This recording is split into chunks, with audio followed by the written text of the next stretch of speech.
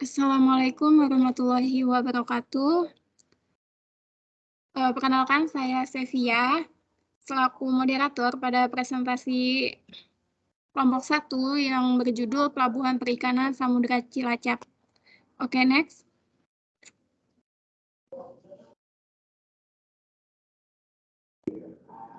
Oke, untuk selanjutnya ada anggota kelompok 1 yang beranggota Dianovita, Fadullah Asraf, para Risti Fortuna, Muhammad Angga, Rizky Dayu, dan saya sendiri Sevia dan Teddy. Next.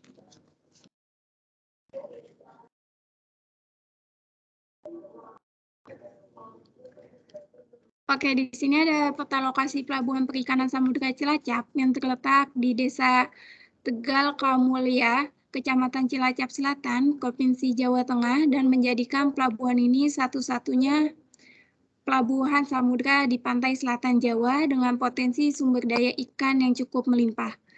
Untuk pengembangan PPS Cilacap dimulai pada tahun 1091 sampai 1904. Pada masa pembangunan selama kurang lebih 4 tahun tersebut diresmikan pada tanggal 18 November 1996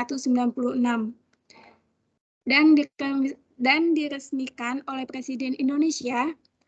Pada awalnya pelabuhan Cilacap ini menyandang status tipe B atau Pelabuhan Nusantara.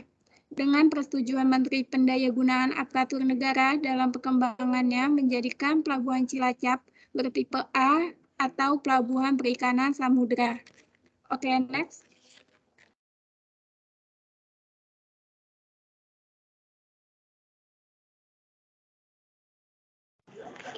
Baik, untuk selanjutnya itu ada landasan hukum. Landasan hukum pelabuhan perikanan atau dasar hukum pelabuhan perikanan adalah landasan bagi pelabuhan perikanan untuk mengelola tugas, fungsi, dan peran yang dilakukannya, sehingga dapat diterapkan pada kapal perikanan ataupun pelaku usaha di pelabuhan perikanan itu sendiri. Hal itu tercantum pada peraturan yang ada di nasional maupun internasional seperti Undang-Undang Dasar RI ataupun organisasi internasional. Nah, landasan hukum yang ada di PPS Cilacap yang pertama itu ada Undang-Undang Nomor 45 Tahun 2009 tentang perubahan atas Undang-Undang Nomor 31 Tahun 2004 tentang perikanan. Lalu ada Undang-Undang Nomor 17 Tahun 2008 tentang pelayaran, Peraturan Pemerintah RI Nomor 19 Tahun 2006 tentang PNBP. Lalu ada Permen KP Nomor 12/Men/2010 tentang Minapolitan, Kepmen KP Nomor Kep/32/Men/2010 tentang penetapan kawasan Minapolitan. Lalu ada Kepmen KP Nomor Kep 66/Men/2010 tentang WKOPP PPS Cilacap. Permen KP Nomor 8/Men/2012 tentang kepelabuhan perikanan. Lalu ada Permen KP Nomor 3/Permen KP/2013 tentang kesyahbandaran di pelabuhan perikanan. Lalu yang terakhir itu ada Permen KP Nomor 20/Permen KP/2014 tentang organisasi dan tata kerja unit pelaksana teknis pelabuhan perikanan. Bisa di next.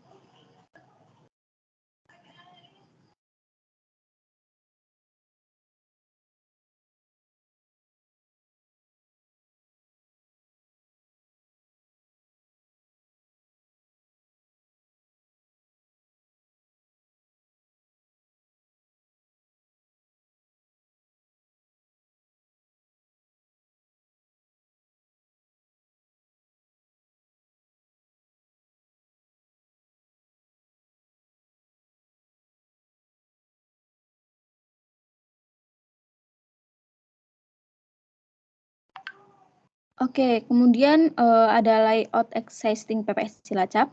Nah, PPS Cilacap ini terletak di Kelurahan Tegal Kamulian, Kecamatan Cilacap Selatan, Kota Madia, Cilacap, Provinsi Jawa Tengah.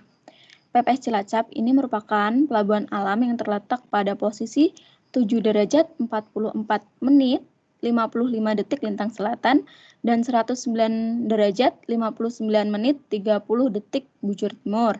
Nah, pelabuhan perikanan Samudra Cilacap ini memiliki luas hingga mencapai kurang lebih 33 hektar yang statusnya terdiri dari hak pakai dan hak pengelolaan. Lahan yang berstatus sebagai hak pakai itu merupakan kawasan yang digunakan untuk membangun fasilitas-fasilitas yang terdapat di pelabuhan, baik fasilitas dasar ataupun fasilitas pokok, fasilitas fungsional, dan fasilitas penunjang. Nah, salah satu bentuk fasilitas pokok atau fasilitas dasar yaitu ada fasilitas kolam, di mana kolam pada gambar ini tuh terdapat 3 kolam, yaitu kolam A dengan luas 3,6 hektar, kolam B itu 7,4 hektar, dan kolam C itu 4,5 hektar. Kemudian ada dermaga 11 unit dengan luas 1.212,8 meter persegi.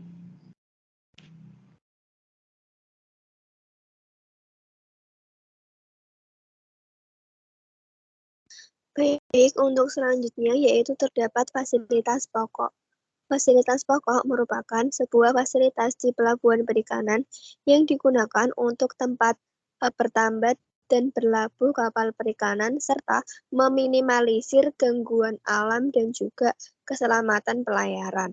Nah, yang pertama yaitu terdapat breakwater atau pemecah gelombang. Ini merupakan pelindung utama bagi pelabuhan yang berfungsi untuk melindungi kapal dari pengaruh buruk yang diakibatkan oleh pengaruh kondisi oseanografi. Selanjutnya yaitu terdapat kolam pelabuhan. Kolam pelabuhan adalah perairan yang dapat menampung kegiatan kapal perikanan baik untuk bongkar muat, berlabuh, mengisi persediaan, dan juga memutar kapal. Kemudian fasilitas pokok yang ketiga yaitu terdapat revetment atau dinding penahan. Ini memiliki fungsi untuk menghindari hilang atau tergerusnya tanah di depan pondasi oleh air laut.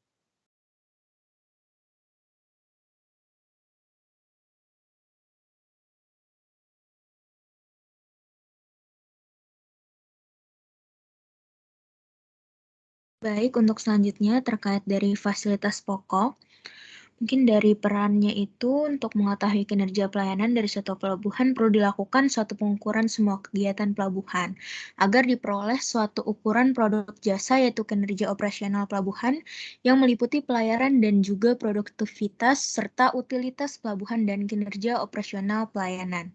Dan mungkin yang pertama untuk fasilitas pokok ada dermaga. Dermaga merupakan suatu bangunan di pelabuhan yang dibuat untuk menambatkan atau merapatkan kapal yang akan melakukan bongkar atau memasukkan barang, serta menaik turunkan penumpang. Jadi untuk bangunan ini berperan sebagai penghubung kapal ke bagian darat. Lalu untuk fasilitas pokok yang selanjutnya, ada alur masuk pelabuhan di mana digunakan untuk mengarahkan kapal yang akan keluar atau masuk ke kolam pelabuhan. Lalu alur masuk pelabuhan tersebut mempunyai kedalaman dan lebar yang cukup atau sesuai dengan draft kapal sehingga dapat dilalui kapal-kapal yang akan menggunakan pelabuhan. Dari yang terakhir ada jalanan, di mana jalanan ini merupakan suatu fasilitas pokok untuk menunjang keperjalanan suatu pelabuhan yang merupakan sarana yang penting terutama bagi transportasi laut. Dengan adanya transportasi ini, jarak tempuh yang dibutuhkan akan terasa lebih cepat, terutama bagi perkembangan ekonomi suatu daerah di mana pusat produksi barang konsumen dapat dipasarkan dengan cepat dan lancar. Lalu untuk perannya sendiri sebagai pintu gerbang utama dalam proses naik turunnya penumpang, bongkar muat ekspor impor dan perdagangan antar pulau, membuat pelabuhan memberikan beragam manfaat bagi perekonomian Indonesia, juga bagi daerah sekitar pelabuhan.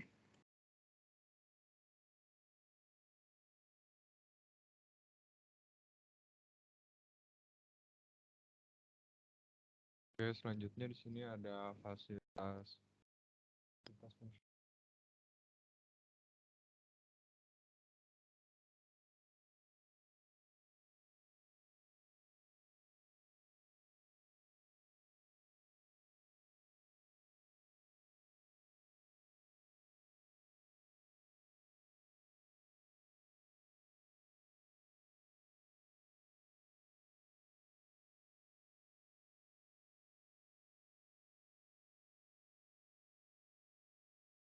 Fasilitas fungsional. Fasilitas fungsional yaitu fasilitas untuk meninggikan nilai guna dari fasilitas pokok sehingga dapat menunjang aktivitas di pelabuhan. Selain itu, pada fasilitas ini secara langsung dimanfaatkan untuk kepentingan manajemen perikanan dan atau yang dapat diusahakan oleh perorangan atau badan hukum. Fasilitas-fasilitas ini diantaranya tidak harus ada di suatu pelabuhan, namun fasilitas ini disediakan sesuai dengan kebutuhan operasional pelabuhan perikanan tersebut. Fasilitas fungsional yang juga disebut sebagai suprastruktur adalah fasilitas yang berfungsi untuk meninggikan nilai guna dari fasilitas-fasilitas pokok sehingga dapat menunjang aktivitas di pelabuhan. Fasilitas-fasilitas ini diantaranya tidak harus ada di suatu pelabuhan, namun fasilitas ini disediakan sesuai dengan kebutuhan operasional pelabuhan perikanan tersebut. Fasilitas fungsional yang ada di PPS Cilacap diantaranya tempat pelelangan ikan, docking, instalasi air bersih, lampu navigasi, SPBU, dan kantor pengawasan perikanan.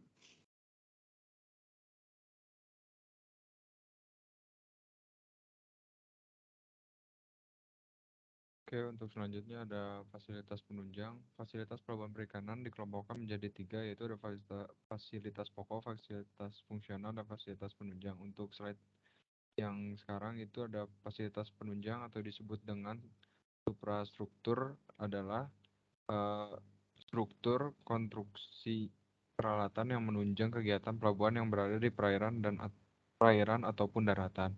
Dan fasilitas penunjang dapat terdiri atas balai pertemuan nelayan, mes operasional, wisma nelayan, fasilitas sosial dan umum seperti tempat peribadahan dan mandi, cuci atau MCK, pertokoan dan pos jaga. Dan untuk fasilitas penunjang yang ada di PPS Cilacap sendiri itu ada tempat penjemuran ikan, balai pertemuan nelayan, peralatan pengelolaan, UBPT, musyola kantor, dan guest house.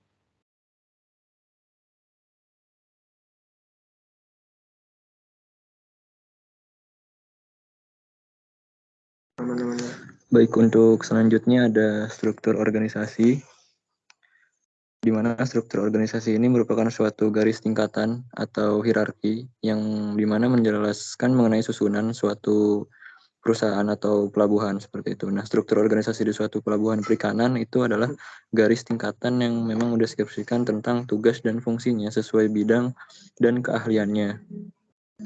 Nah, untuk struktur organisasinya di mana di paling atas itu ada kepala pelabuhan, lalu diikuti oleh koordinator kelompok tata usaha, di mana di bawahnya ada subkoordinator kelompok umum, lalu ada subkoordinator kelompok keuangan.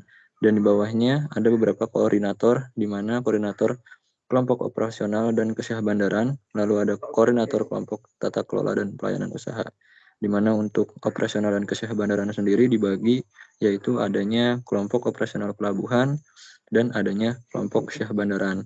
Lalu untuk tata kelola dan pelayanan usaha, di mana terbagi menjadi 2, itu ada pelayanan usaha dan juga kelola sarana dan prasarana. Dan yang di paling bawah itu ada jabatan fungsional. Bisa di next.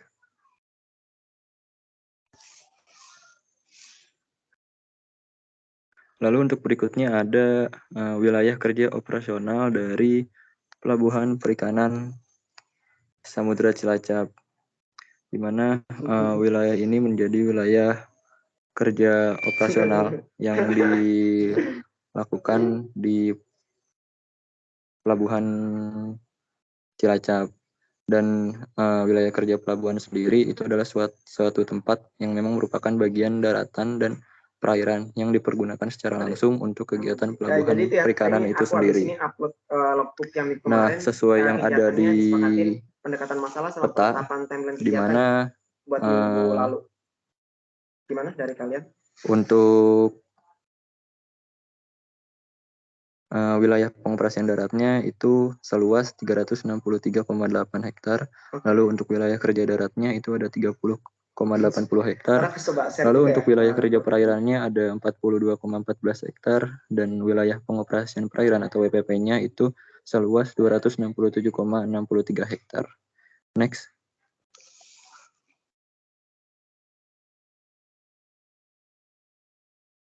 Baik, untuk yang terakhir itu ada penghargaan yang diperoleh oleh Pelabuhan Cilacap ini, di mana salah satunya adanya penghargaan dari Gubernur Sulawesi Tenggara, di mana memberikan penghargaan sebagai